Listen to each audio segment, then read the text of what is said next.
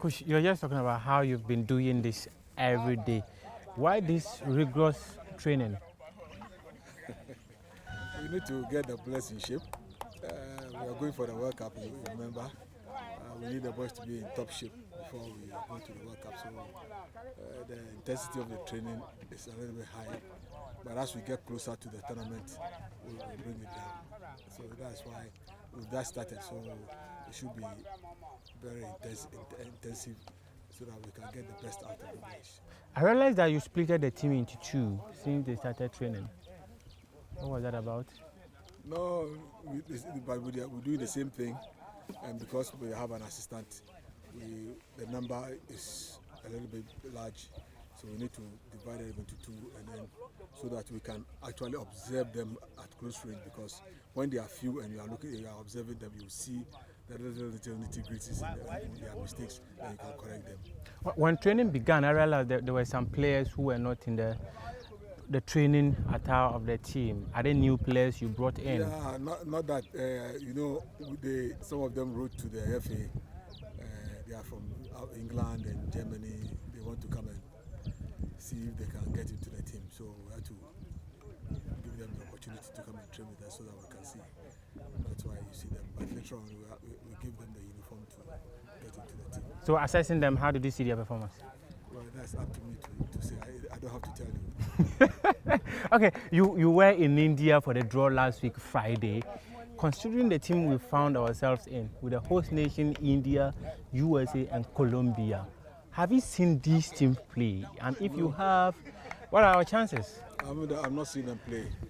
I've just asked some contacts in the US and to see if they can get me some tips on US or Colombia.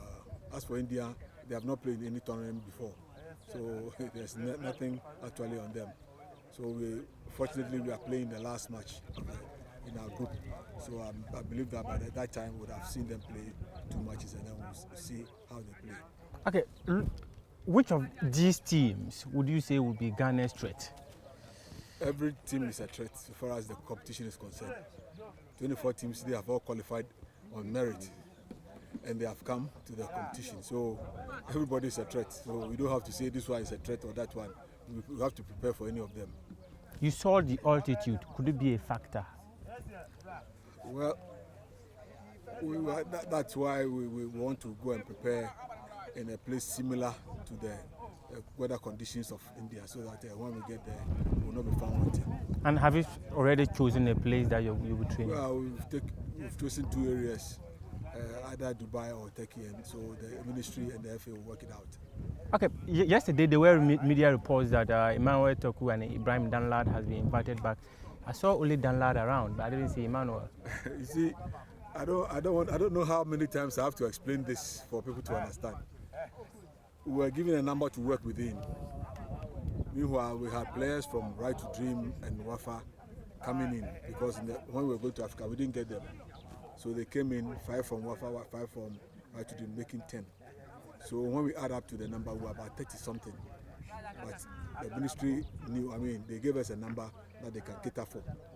So in order to be able to have a look at all these boys from Wafa and Right to Dream, we decided that, okay, let us rest our key players, 6 of them.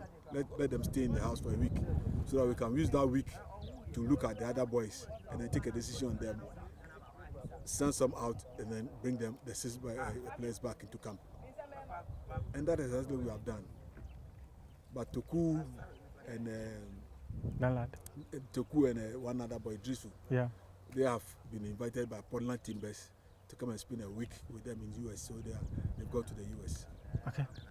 Thank you very much, Coach. Okay. Wishing you all the best.